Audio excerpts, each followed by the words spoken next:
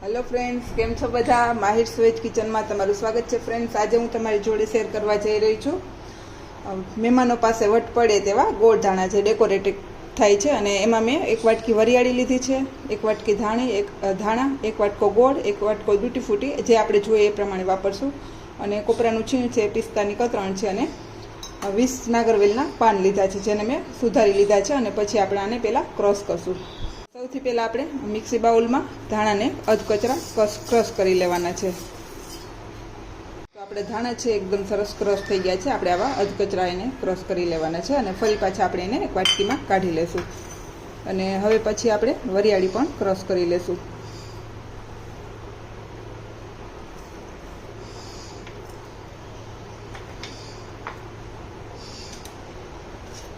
તો વરિયાળીને પણ આપણે આમાં મિક્સી બાઉલમાં ક્રશ કરી લેશું. તો વરિયાળી પણ આપણી ક્રશ થઈ ગઈ છે આવી અધકચરી, એને પણ આપણે ફરી પાછી વાટકીમાં કાઢી લેશું. અને હવે જે આપણે નાગરવેલના પાન લીધા છે એને પણ આપણે અધકચરા ક્રશ કરી લેશું. આને આપણે પલ્સ મોડમાં ક્રશ કરી લેવાના છે, વધારે પાવડર જેવું પણ નહીં અને વધારે મોટું પણ નહીં. તો અત્યારે મેં આમાં 20 પાન લીધા છે. એ માપથી તમારે વધઘટ કરવું હોય તો કરી શકો છો.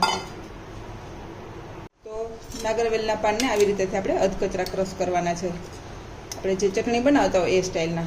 અને આમાં પાણી નથી નાખવાનું, એમનેમ જ. અને હવે એને આપણે મોટા બાઉલમાં કાઢી લેશું. હવે બધું એક મોટા બાઉલમાં આપણે મિક્સ કરશું. તો સૌથી પહેલાં આપણે જે નાગરવેલના પાનનું ક્રશ કર્યું એ એડ કરશું. પછી એમાં આપણે વરિયાળી નાખશું.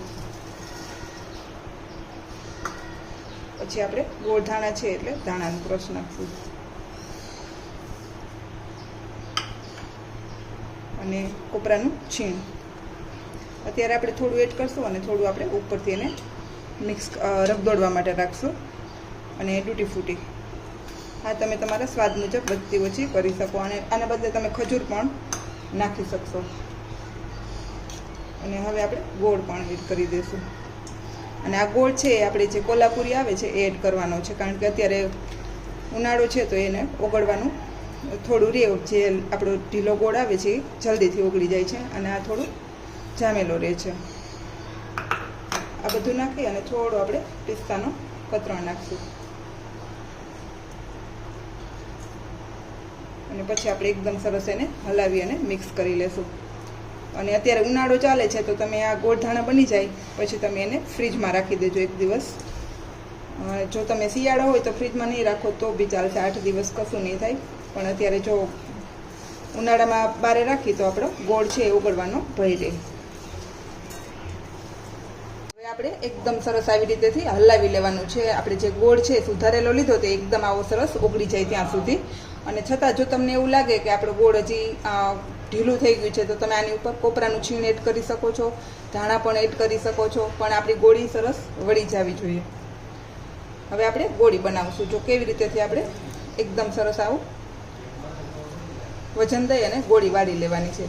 જો તમારાથી અત્યારે ગોળી ન વળે તો તમે કોપરાનું છીણ એડ કરી શકો છો. પણ તમે જોઈ શકો છો આપણી ગોળી સરસ એવી વળી જાય છે. તો આ રીતે આપણે બધી ગોળીને વાળી લેશું.